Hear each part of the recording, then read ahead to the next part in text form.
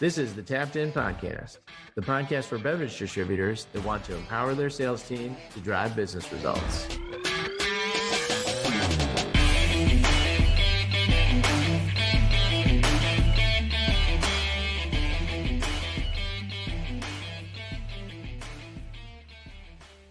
Listen up and welcome back to another episode of the Tapped In Sales Podcast, your podcast for beer distributors by beer distributors.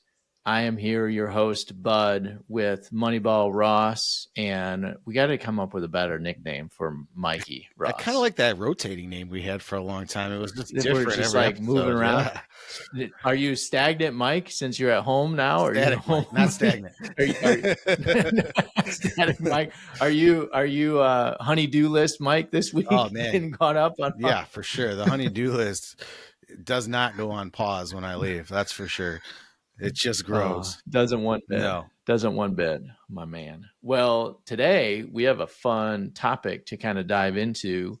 This all stems from a user a listener question, or another kind of listener question back up from last week's too. Is the topic is, should I care more about GP per CE or GP margin percentage? And the question came as that one of our clients was talking with a peer wholesalers of theirs that said, hey, I'm really focusing on XYZ package with my sales team because it's in incremental, like 60 or 70 cents a case in the same product category compared to the other product in the same product category. And the other distributor was like, yeah, but the margin percentage is like 2% lower on the higher GP per CE item. And the client gave me a call and was just like, am I thinking about this right? Or does it really matter, or does it not matter? So Ross, let's kick it to you first. And in kind of first glance, first blush, what do you think about that, my man? Well, the margin percentage to me is a financial side calculation, right? And, I'm going to basically crap on myself here because my background's finance. And I think in the situation in terms of sales execution, the idea of margin percentage becomes a little less important. And, if we're looking at it, it really comes down to what we're selling against and the effort to return ratio and the dollars yielded from the real estate involved. And I think we can double click in on a bunch of that stuff, but, margin percentage is important, but at the end of the day, it's what dollars we're generating compared to the like items we're selling. And I think we need to dive deeper into that and make sure we can explain that. But I get it. Finance wise, we're always focused on margin percent, but I think you're going to get better results financially if you look downstream and look where the decision points are and how those decision points are being made. Yeah, for sure. And Mikey, on your side, we never really looked at margin percentage from your role as a team lead or an operational person. We only looked at GP per CE, and I kind of worried about the margin percentage at our wholesaler because that was really my cross to bear and my problem. On the front end, is that something you ever really talk with the reps about? No, not really. Not a margin. Just the GP per CE, right? What's my return on effort for every case equivalent that we're not only touching, but we're selling. And even back operationally, we're not, when we were looking at cases on trucks, it wasn't always a percentage, right? It's how much are we making per case on truck that's going out there? Are we growing that GP per CE for that return on effort? And that's what matters at the end of the day. One of my responses back to this was, okay, so if I told you could make an extra $1 million, and let's pick on a specific product for fun. Let's pick on Fireball Malt or Good to Grow. Those are two interchangeable items. They're two completely different categories than the classic beer, but they are lower margin percentage with high GP per CE. And if I could tell you that you would make another $1 million this year running your wholesaler by selling more of both of those, and all you had to do is explain to your family that looks at margin percentage is that the margin percentage went from 27.82 down to 26.91. Would you take the extra $1 million, or do you want the extra percent or 9/10 of a percent on your financial reports?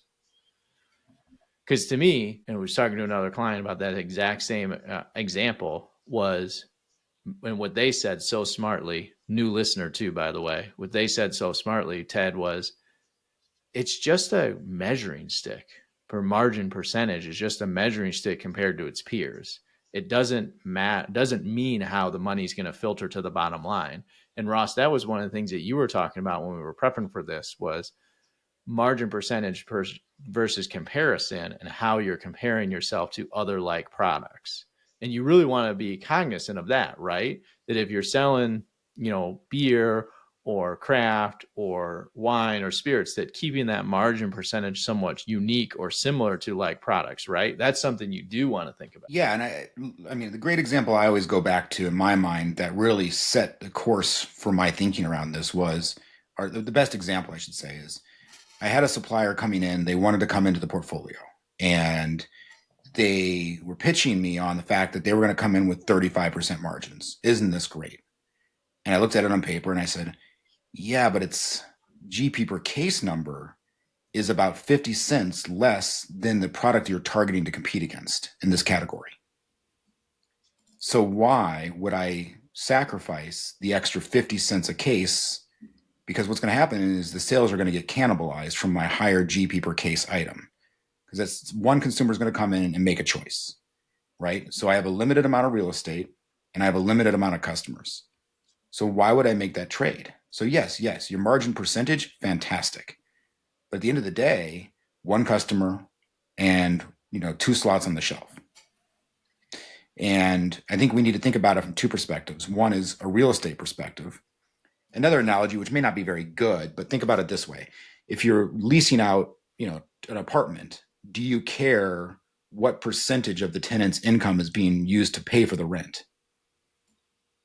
No, you care about how much they pay per month, right? So if somebody's paying $1,500 versus somebody paying $1,300 a month, you want the person who pays $1,500. You don't care that it's a smaller percentage of their income. That's irrelevant to you. What at the end of the day is, how much money are you getting out of that real estate? And unfortunately or fortunately, what we need to think about is we have a finite amount of real estate at our accounts, and we need to be maximizing the amount of dollars we're able to generate from that real estate. And we need to align the amount of time we have in the account, effort to return ratio. So I think it's very important for us to think about it from that perspective. And again, this is me, coming from a finance background, and I had to change my thinking around it in order to generate the best results overall for the company and, quite frankly, to the bottom line. Yeah, it's a great analogy. We talk about real estate in the accounts all the time. Not only the space that we have, because we already own that space. That's our property. That's our real estate.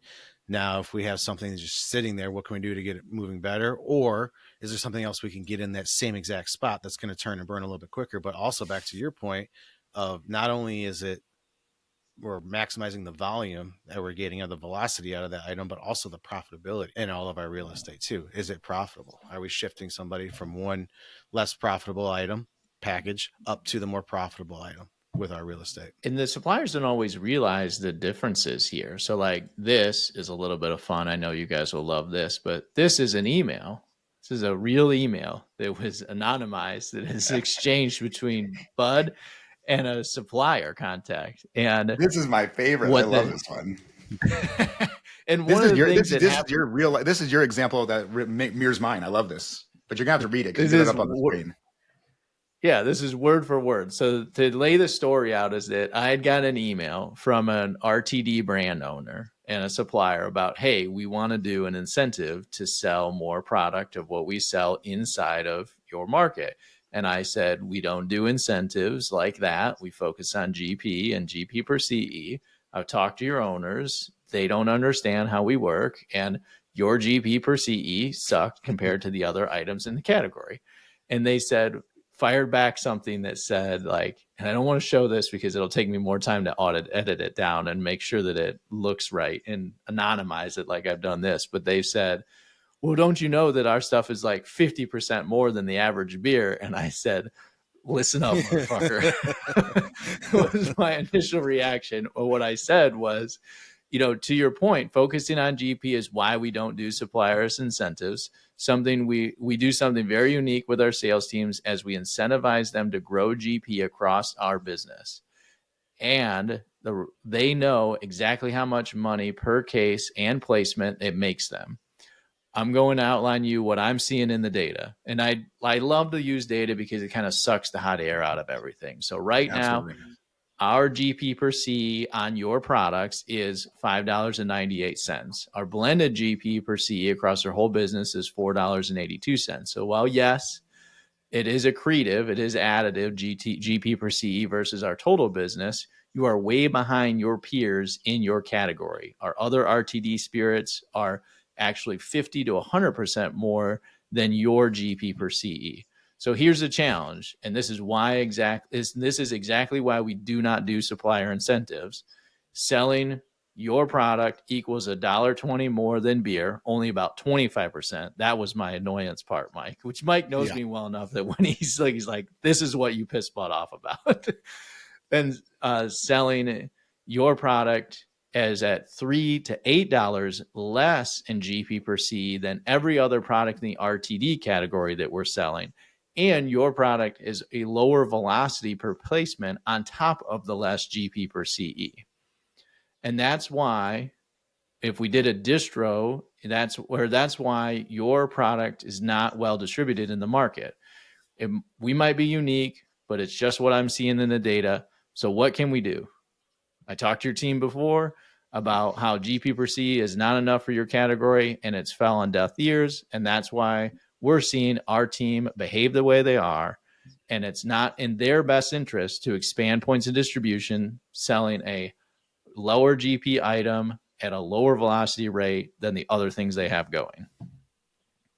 And this is a word for word, and I kind of paraphrased a couple of things, but this is a word for word email if you're looking at it on YouTube of what we actually had a conversation with a supplier. So you guys want to know the response? Termination agreement? No, there was no there was no response. They moved on to somebody else who was willing to work with them. Yeah, I remember that going down, and I remember that supplier and all that going through, and I'm like, give it to him, bud. Because I think it originally started either with myself or Tom, our sales manager, and we kind of went back and forth. We were beating a dead horse, and then we're like, hey, bud, I think this is on you. And then you were like, I'll take care of this. Watch this. I got this one. Nope, I got this one. Well, and it's not necessarily bad. I mean, I think where you want the conversation to go is, and I think you said something important, Bud, which is have the data in front of you, know the data better than your supplier before they walk in. Oh, yeah. And what you want them to ask is, okay, I understand now. Now, what does it need to be? Yep. And how do we get there? How can I be competitive? How can I get in that ballpark? Yeah. How can I get there? And what's it going to take to really get some focus? Like, where do I need to get to be above? That's where you want the conversation to go. So you're not saying anything negative. You're just saying, here is the state of play. And I think a lot of times suppliers don't understand the state of play. Yeah, because their first thought is either, hey, I'm giving you this percentage margin that's in line, or I'm giving you this dollars per case and your average is this. And they're not thinking about the business in the terms that you as a distributor or you as a distributor sales team view and actually live in the real world. Yeah. They do understand state of play. They don't understand this type of a game plan, though, or this type of a game. Because what they typically understand from state of play is the normal conversation is what drives your sales team? Well, money, TV, trip. And all we were doing is repositioning the state of play into what drives our company, which is gross profit and making more money. And what you're bringing to us is no longer the same old game plan, which is the next 70-inch TV or the next trip or the next, dollars per action for a pod distribution or whatever it is. It's no, I want to know how you can help me organically make accretive revenue and accretive profit by making the more GP and more GP per CE. And that's a different game. So this is a super easy conversation for me to have with a supplier because I'm just telling them, don't fucking bring a TV. Bring more GP per CE and I will take care of the rest. Yeah. And with the GP per CE comes repeat buys, right? Because then that's when you're going to get the sell through, because then you're going to capture the attention of the rep of, I don't need to just sell this in to get paid. I need to make sure this is going to sell through so that I can continue to get paid. Right. I mean, the way that most incentives are aligned now, the dollars go directly to the reps. They benefit the most by getting the placements. The distributor capitalizes on the gross profit of the products that are sold. But at the end of the day, operationally, if we boosted sales 200 cases and we picked up 50 of those cases because they were out of code and they were put in the wrong places, or just put in an account that knew it wasn't going to work, or no effort behind to get on the work, we've lost all that. The distributor has lost all of the profits that they gained through that. So I mean, there was the only person that won was the supplier, and in some cases the rep. But focusing on the GP per CE really, really shifts the focus of, all right, I got it in once. I made a little extra money. I can get it to turn again. I'm going to make a little extra money. If I can get this thing to really turn and burn, I'm going to continue to get paid. Win-win for everybody. It's reoccurring over and over again. Ross, we haven't really touched on, like, we picked on the high GP per CE items that may be low margin percentage, like Yep. Fireball Malt and Good to Grow, and they're both great. Like, we made so much money selling Fireball Malt. And if we were a Good to Grow wholesaler, we would have made even more money on selling that product. Real quick, too, when I was on site this week, and I was going through the sales team, and we were just looking through the application and kind of identifying some of those key tools, right? Like Good to Grow and Fireball Malt, like tools that we really didn't focus on before, but are huge GP per CE items that can really push it. And the manager right there at the operation was like, I thought that Good to Grow just had really shitty margins. And I looked at that as a margin and was like, this sucks. He goes, then I started looking through the data like this and looking at GP per CEs, like, this stuff's incredible. We have a huge opportunity here to really make some money with this product. So yeah, shifting the focus from the margin to the GP per CE really just gave it a whole new light. Well, it's a measuring stick. Back to the point, the measuring stick being that we're measuring it versus a bunch of other products through the lens of a percentage. We are privately held companies. We don't really care about a percentage. If you were Kellogg's, or if you were Pepsi or Coke, and you had bought or started selling products that were dilutive to your margin percentage, the Wall Street would hate that. Kellogg's being from Battle Creek and Mike's from Kalamazoo, that was the one thing that Kellogg's had as a problem. Cereal is like 70% gross margin. Like, putting sugar on corn is incredibly cheap and effective. It does not expense that. It does not cost that much money to do that. But making a brand like Kashi, or making a brand that is high end with better ingredients, costs more money. It may be faster growth, but is lower margin percentage. And the street hates shit like that.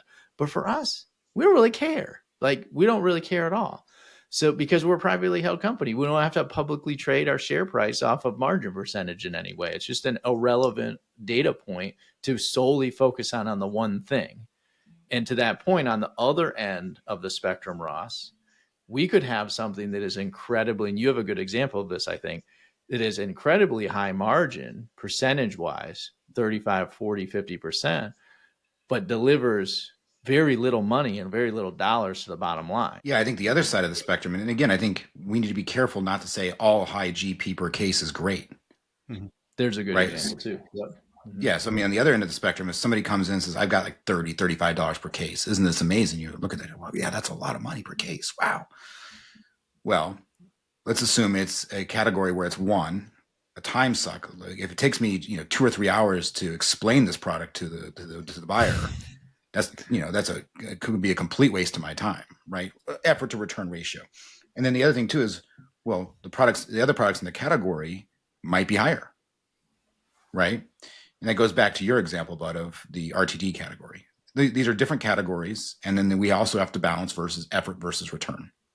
Yeah. Right. And if Good to Grow is maybe incrementally more difficult to sell, but one, it's in a category that I'm not necessarily playing in. And two, is it's got velocity behind it. Okay. So if somebody comes out with another version of Good to Grow that's analogous product and comes in at $10 a case more, well, the sales team's going to gravitate that direction. And I think going after margin percent is like treating the symptom, not the disease, right? If we focus on GP per case, it'll naturally lead to higher margin percentages because people are going to want to drive the sales team's actions via the GP per case, and they're naturally going to start to raise their margin percentages if you play the game right between your suppliers.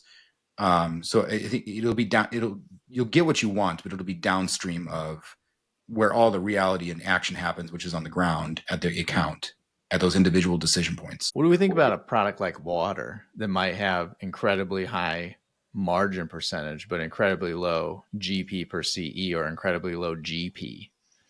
It's a lot of work for a little bit of GP, right? I mean, typically water has high volume, a lot of cases. Now we're talking warehouse storage, we're talking warehouse personnel to unload receiving trucks, to load trucks. And now we need additional room on our trucks. We need the additional time for the delivery, right? I mean, all in all, the cases look great. The volume looks great at the end of the day, and the GP, is additional, but for the return on effort, is it worth it? Because there's a lot of work that goes into that additional volume. Yeah.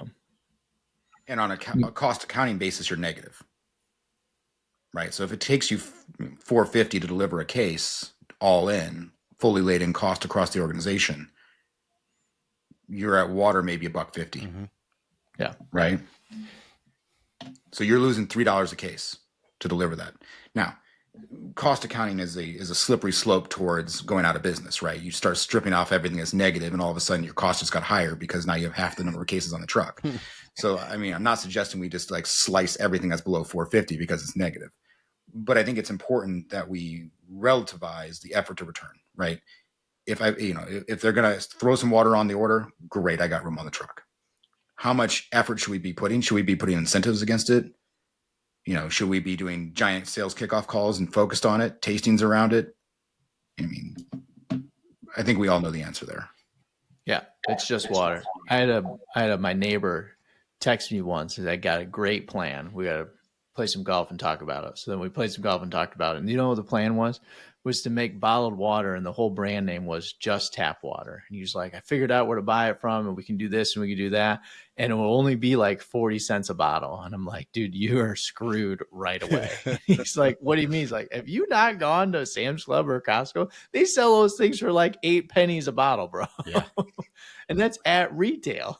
And Nestle, you can get those. You get those like 36 packs, right, Mikey, or 48 packs of water for like $4.99 or something. Yeah. Like that. There's nothing to and that. being from Michigan, we're pretty familiar with what Nestle's doing to our water supply here, right? They're sucking out 1 million gallons a day for free.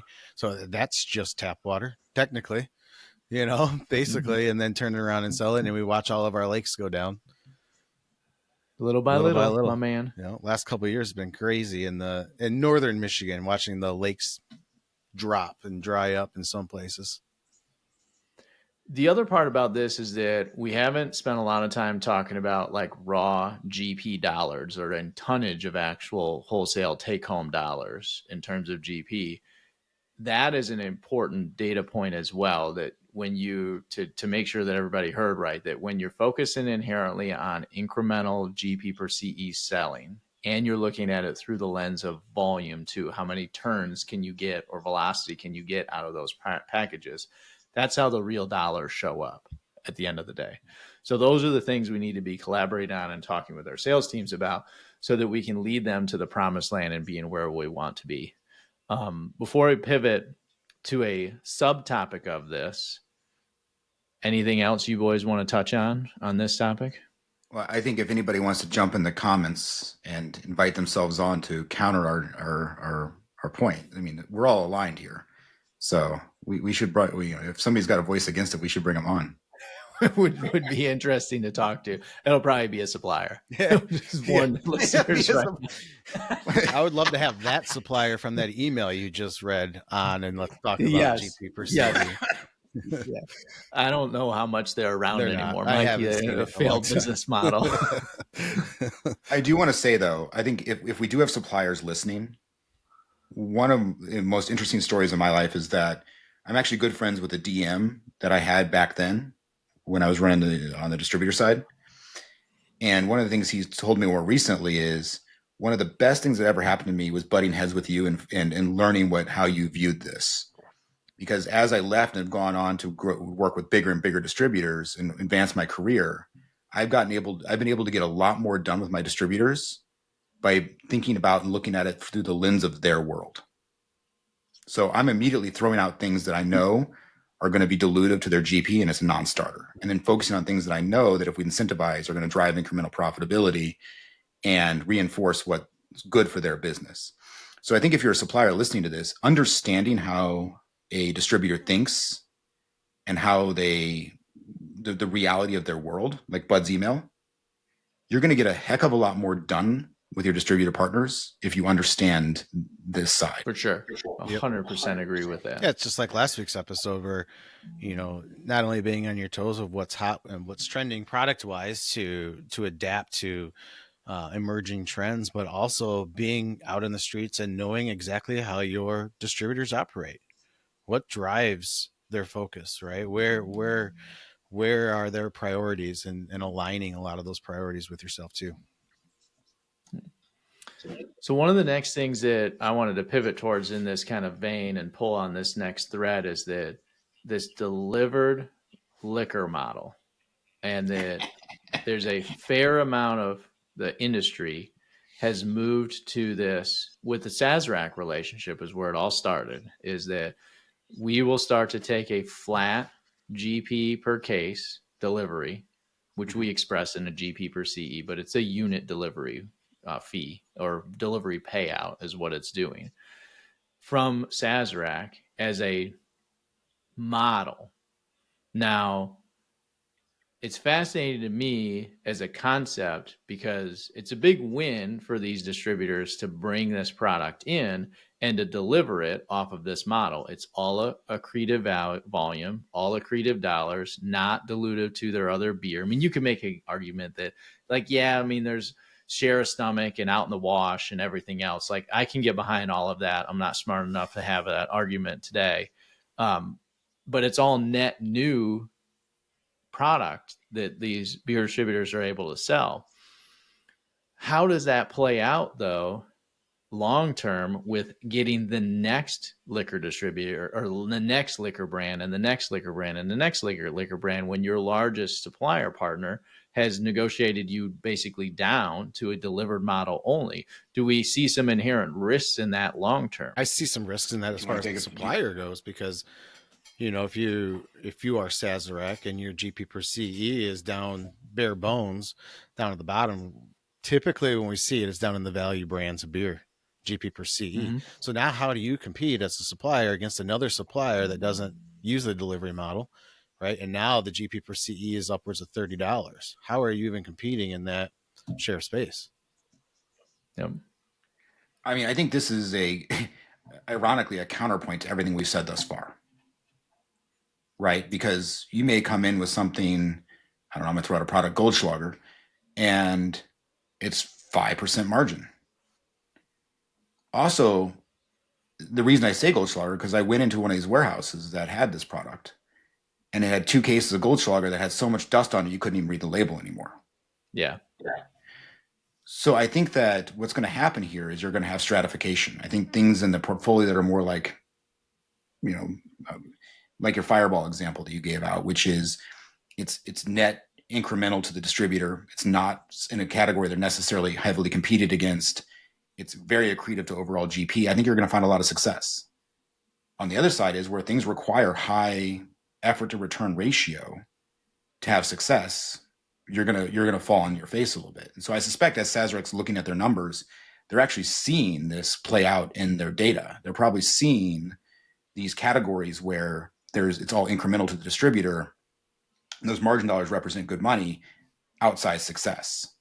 Where they're probably seeing their numbers hurt is around these higher margin products, which are also higher margin for them, right? So I suspect that's not real gold in Goldschlager, and I suspect they make a lot of money on it. And I bet they would rather that be up 1,000%. So I'm not going to sit here and make suggestions for Sazerac, but they probably need a two-handed approach to this, right? Where it may make sense for a portion of the portfolio, but not the other. And I know politically, that may be difficult to come in and say, hey, it's a flat delivered cost, but these 10 products, no. Or these half of the products, no. We're going to do something different there.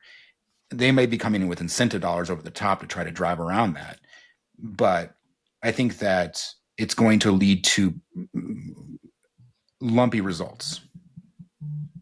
The challenge with it is what happens in other product categories. Like the risk for wholesalers is what happens in other product categories, because the network would have a meltdown if Anheuser-Busch or Molson Coors or Constellation said, hey, we're just going to move to a delivered model. You're going to make the same money per case no matter what. Like that would cause mass anarchy in the design.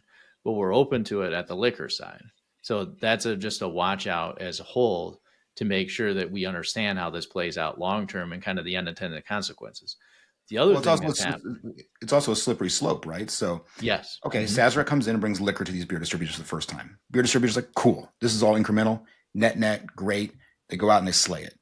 So then you got 3 or 4 other smaller liquor suppliers that go and say, ooh, maybe I'll make the jump over. So maybe I'm going to come in with a slightly higher margin. Yes. Or maybe I'm going to come in and scrap it and say, I'm going to give you 15% flat, and all of a sudden Sazerac's sales start to tank in that category. What's Sazerac going to do? I mean, how long can this strategy play out to their benefit, right? It goes back to my point, which is, you take care of things at the front end, and net, the margins will take care of themselves. And this may be one of those situations. Yep.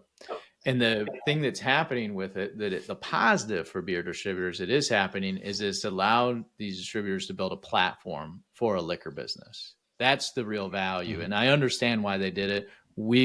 Ross, either one of us running a wholesaler, all three of us would have done the same thing. Like, this is a platform for us to build from, and lets us launch into this category at scale, reliability, the right brands. So that is playing out to a T. The other thing that's already happening, to your point, Ross, is that other liquor companies are joining forces with these beer distributors, and those are doing accretive margin plays. They are saying, hey, we're going to give you full margin, not do a delivered model. You're going to make $30 a case or $40 a case to give that effort to return ratio and tweak that effort to return ratio to the right point. So these liquor companies are looking at this and they're like, Sazerac's made the jump. How do I get into the mix and beer? Well, I got to be more valuable to those beer distributors and to those reps. And the question that the beer distributors need to ask is, how do I make sure that my team is paying attention to the whole picture and making the best plays day in and day out? And that's where you have to start to expose your team and start to talk about this GP per CE or GP per 9-liter case, whatever you want to talk about in this liquor world. But that's happening. And Mike, I liken it a little bit.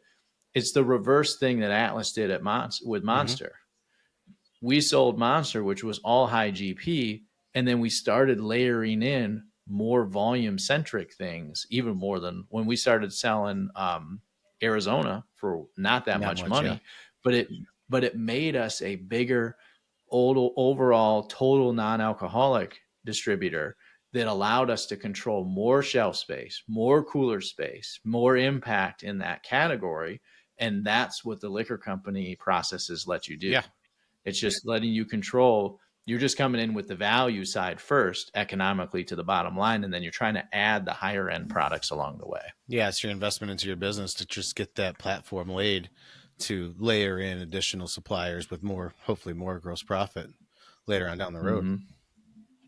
I would stay focused on making sure that you curtail that and you negotiate around that, and that, hey, Sazerac is a unique animal. They've got 23% of the, and I actually don't think it's that high. I think it's like 18% of the total liquor market, which is they're the largest liquor market percentage shareholder in the whole country. So like, their product moves because they have the right chain team and the right cam team and the right placements and the right product mix to move without a ton of return on effort or a lot of effort on the sales team side. So that's why they get that special deal and why we get that special value to them. And you guys be treated someplace different, because there's a bunch of people like in the THC space, I see it on LinkedIn, that are like, we should move to a delivered model. I'm like, oh, you think I'm going to risk my federal basic permit for a delivered price model, bro? Yeah. Give me a break. So if you've found this as newfound religion now, and everybody's like interested in learning and really taking away some value here. One of the opportunities that you quickly realize is like, how do I start to use this information and this viewpoint or point of view to actually negotiate with suppliers for higher GPs, higher GP per CEs, and ultimately higher margins on the products that we're already selling all day, every day today. So I'll kick that to you, Ross, first. Any advice, examples where you started to do that with suppliers?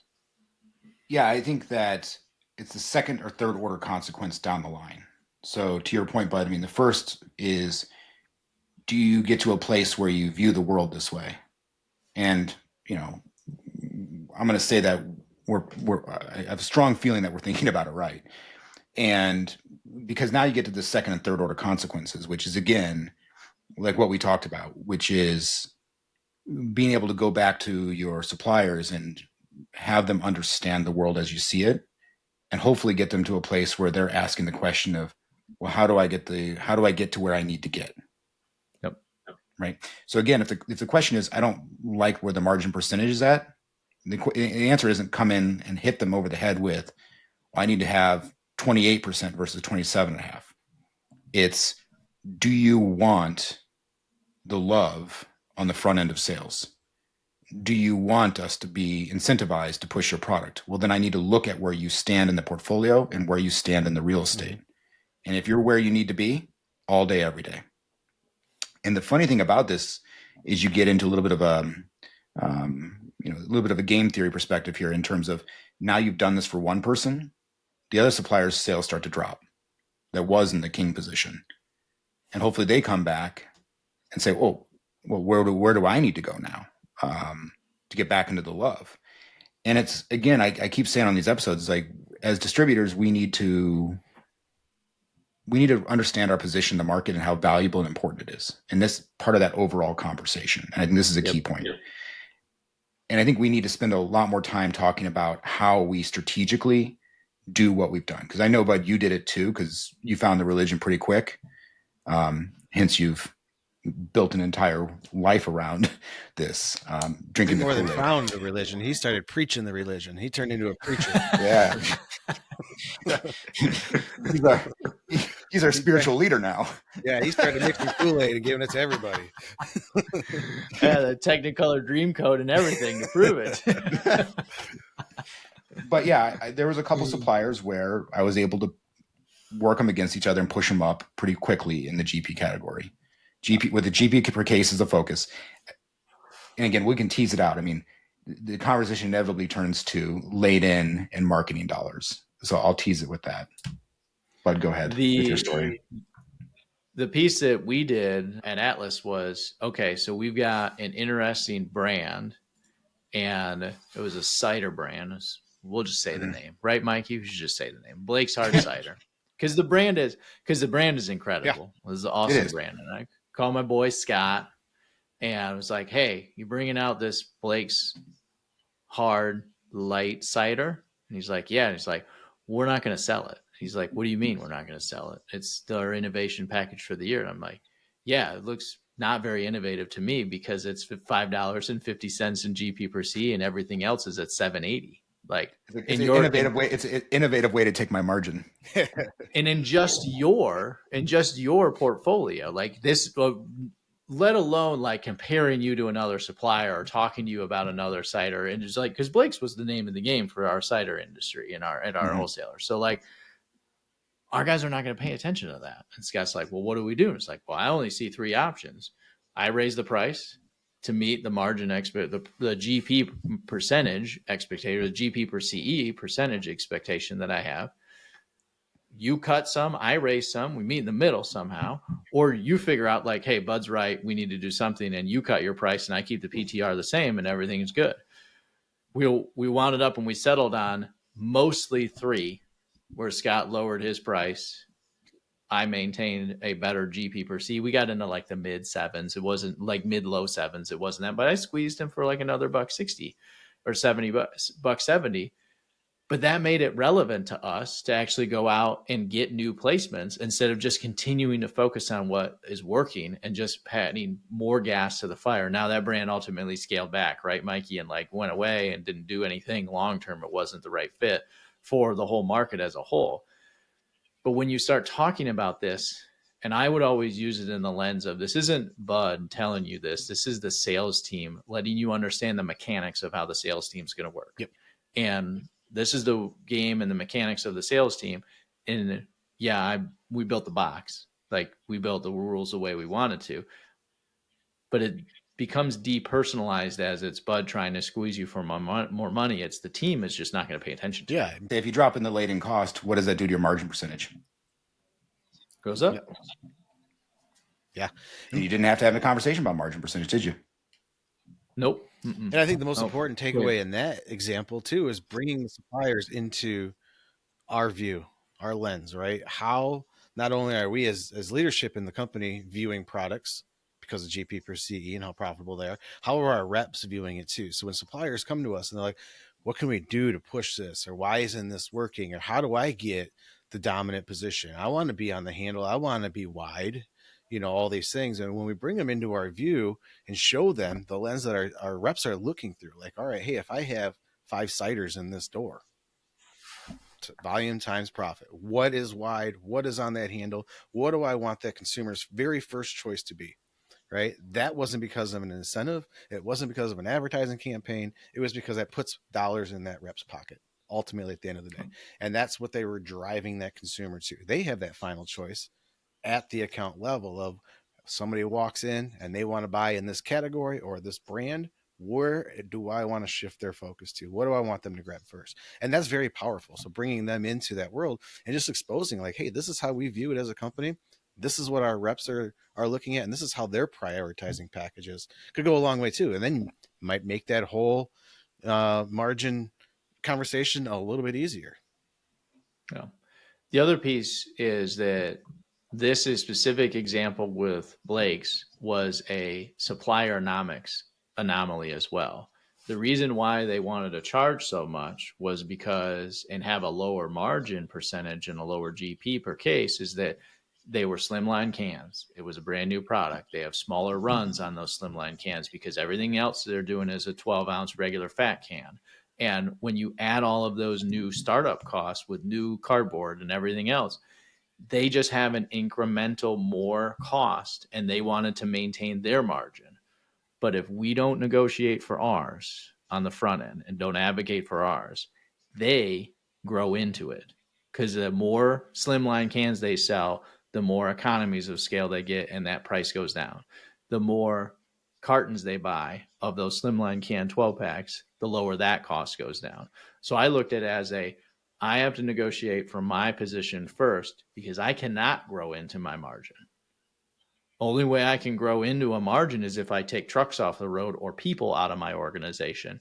And adding Blake's Hard Cider Light to the sales portfolio is not going to help me do either one of those. Right. So we cannot innovate ourselves down to a lower margin through supply chain nomics, which they could. So then that was another thing that Scott and I talked about was like, love you guys, but I know you're going to make you better margin on this. If this is as good and as big as you think it's going to be, you will grow back into this. I will never be able to come back to you and have a conversation in 18 months and say, hey, you now tripled the sales on this. You need to up my margin on this. That just doesn't work like that. You got to fight from the front end to get what you need.